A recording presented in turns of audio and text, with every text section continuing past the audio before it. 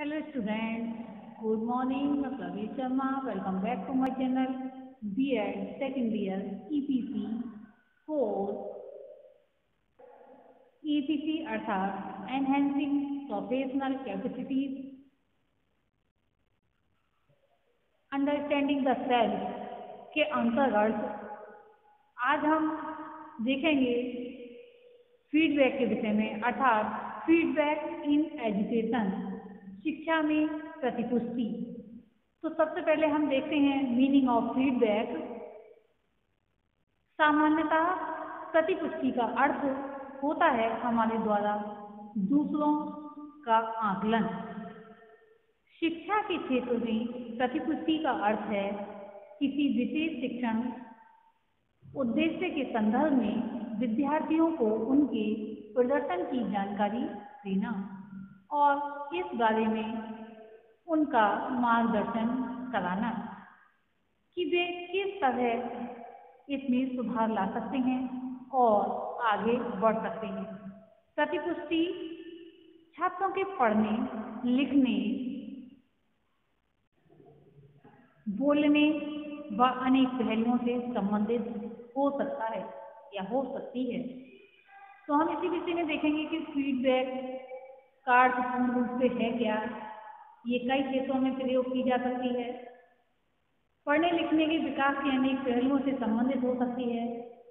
शिक्षक अपने छात्रों के बारे में जानकारी एकत्र करके और किन छात्रों को कठिनाई हो रही है या कौन से छात्र आगे की चुनौतियों के लिए तैयार हैं, इसकी पहचान करके शिक्षक कक्षा में हर किसी की जरूरतों को बेहतर ढंग से पूरा करने हेतु अपनी अध्यापन प्रक्रिया में परिवर्तन कर सकता है, जिससे कि छात्रों की अधिगम प्रक्रिया बेहतर हो सके, यानी कि जो सीखने की प्रक्रिया है बेहतर हो सके। इसी के आधार पर हम देखेंगे इम्पोर्टेंस ऑफ फीडबैक अर्थात प्रतिपुष्टि का महत्व, या ये कह सकते हैं शिक्षण के क्षेत्र में प्रतिपुष्टि का महत्व। प्रतिपुष्टि यानी कि फीडबैक टीचिंग के एरिया या क्षेत्र में किस प्रकार से महत्वपूर्ण है, ये हमने कुछ पॉइंट्स लिए हैं जिसके अंतर्गत हम समझेंगे। तो इसके अंतर्गत पहला पॉइंट है निर्देशन प्रदान करना। निर्देशन प्रदान करना प्रतिपुष्टि छात्रों को अध्ययन के संबंध में उपयोगी निर्देशन प्रदान करता है। दैनिक अध्ययन के दौरान भी छात्रों को छोटे बड़े निर्णय लेने के लिए निर्देशन की आवश्यकता होती है, जिन्हें कक्षा में अध्यापक मूल्यांकन की सहायता से ही सही प्रकार से दे सकता है। दूसरे पॉइंट में हम देखेंगे अभिप्रेरणा प्रदान करना। प्रतिपुष्टि का दूसरा कार्य छात्रों को या स्टूडेंट्स को अभिप्रेरित करना है।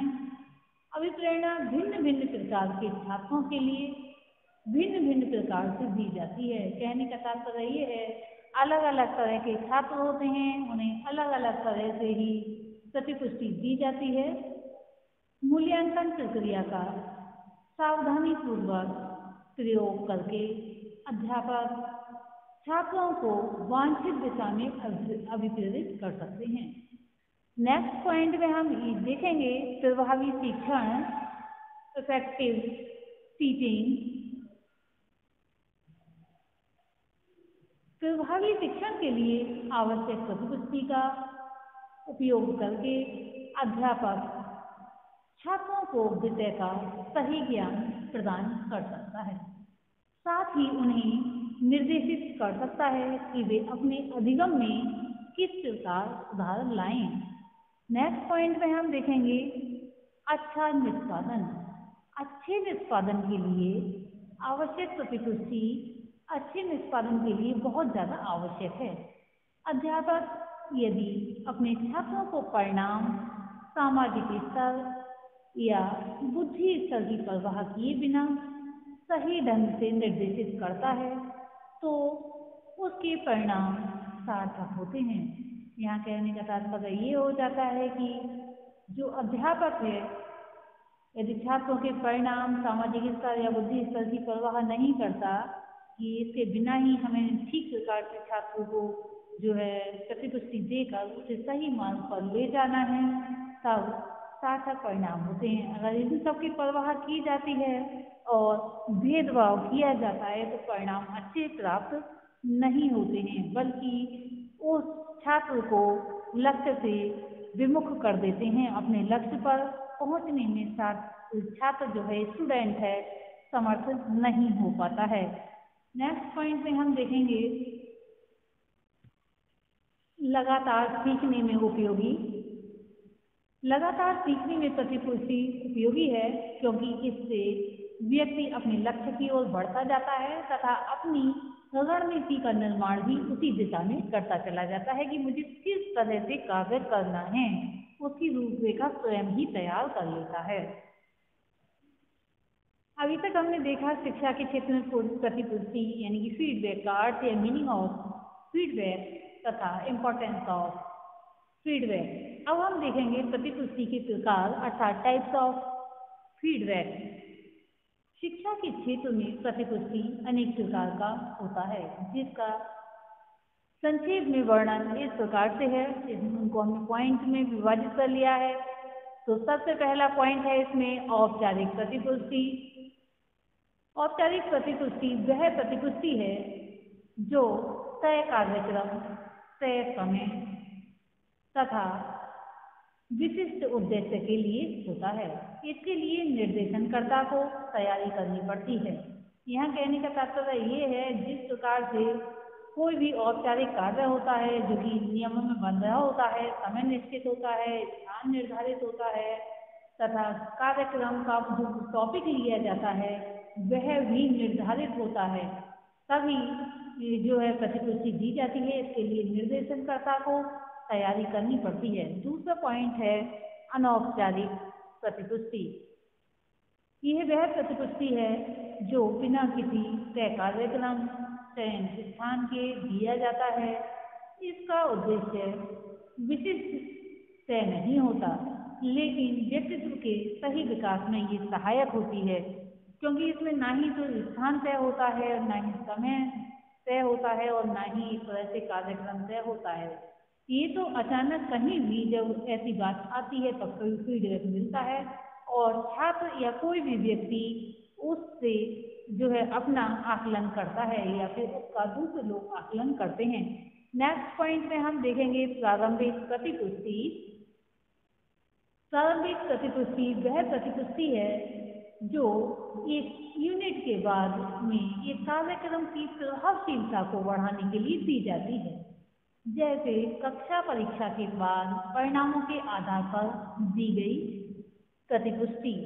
यह जो है प्रारंभिक प्रतिपुष्टि कुछ समय अंतराल पर एक तरह से परीक्षाएं कराई जाती हैं, उनके आधार पर भी प्रतिपुष्टि दी जाती है। नेक्स्ट पॉइंट में हम देखेंगे योगात्मक प्रतिपुष्टि। यह वह प्रतिपुष्टि है जो या फिर वह प्रतिपुष्टि जो कार्यक्रम की समाप्ति के बाद पूर्वात्मक रूप से दी जाती है। यह कार्यक्रम में सुधार की दृष्टि से दी जाती है, जिससे कि कार्यक्रम में सुधार आ जाए। नेक्स्ट पॉइंट पर हम देखेंगे सहपाठी प्रतिपुष्टि। यह एक स्टूडेंट का अपने साथी स्टूडेंट को दी गई प्रतिपुष्टि या जो है सहपाठी प्रतिपुष्टि कही जाती है। कहने का तात्पर्य यह है कि सहपाठी प्रतिपुष्टि एक छात्र का अपने साथी छात्र को दी गई प्रतिपुष्टि कही जाती है। इससे छात्र को अपनी कमियों तथा अच्छाइयों का पता चलता है, यानी कि जो साथी सहपाठी होता है अपने साथी की कमियों को बताता है और या लिपिबद्ध करके देता है, कहने का तात्पर्य नोट करके देता है, या फिर ऐसी कोई डायरी होती है जिसमें पॉइंट्स रहते हैं, उनमें वह टिक करता है, उसके आधार पर वो प्रतिपुष्टि प्रदान करता है। तो इससे एक दूसरे की कमियां पता चलती हैं। नेक्स्ट पॉइंट में हम देखेंगे स्व प्रतिपुष्टि। अपने ही मूल्यांकन के आधार पर मिलने वाली प्रतिपुष्टि स्व प्रतिपुष्टि कहलाती है। इससे छात्र स्वप्रेरित होता है, ये सेल्फ फीडबैक कहलाता है। नेक्स्ट पॉइंट में हम देखेंगे रचनात्मक प्रतिपुष्टि। इस प्रकार की प्रतिपुष्टि विशिष्ट तथ्य आधारित एवं निरीक्षण द्वारा होती है। यह 4 प्रकार की होती है, जिसमें सबसे पहला है नकारात्मक प्रतिपुष्टि, यानी कि निगेटिव फीडबैक। पूर्व व्यवहार के बारे में सुधारात्मक प्रतिक्रिया देता है। यह इस बात का ध्यान केंद्रित करता है कि क्या कारण थे कि कार्य सफल नहीं हुआ तथा ऐसा पुनः ना हो, यानी कि फिर से ना हो। नेक्स्ट हम देखेंगे सकारात्मक प्रतिपुष्टि। पूर्व व्यवहार के बारे में सकारात्मक टिप्पणियां शामिल होती हैं। यह इस बात पर ध्यान केंद्रित करती हैं कि जो व्यवहार या फिर कार्य सफल रहा वह मार्ग भी सफल हो रही हैं अथवा नहीं, यानी कि सफल हो रहे हैं। इसके अंतर्गत देखेंगे नकारात्मक फीड फॉरवर्ड प्रतिपुष्टि। इसके अंतर्गत कहा जा सकता है कि ये भविष्य के बारे में सुधारात्मक प्रतिक्रिया देता है। यह इस बात पर ध्यान केंद्रित करता है कि वह कौन सा व्यवहार है जो भविष्य में नहीं किया जाना चाहिए, यानी कि जो भी ऐसे व्यवहार हैं जो सही दिशा की ओर ले जाते हैं वे तो करे ही जाएंगे, लेकिन ऐसे व्यवहार जो कि समस्या लाते हैं अथवा कार्य में बाधक हैं वे कौन से हैं जिनको नहीं किया जाना चाहिए। सकारात्मक के ऊपर नीचे हो गए ये पॉइंट। अब देखेंगे सकारात्मक फीड फॉरवर्ड प्रतिपुष्टि, यानी कि पॉजिटिव फीड फॉरवर्ड फीडबैक।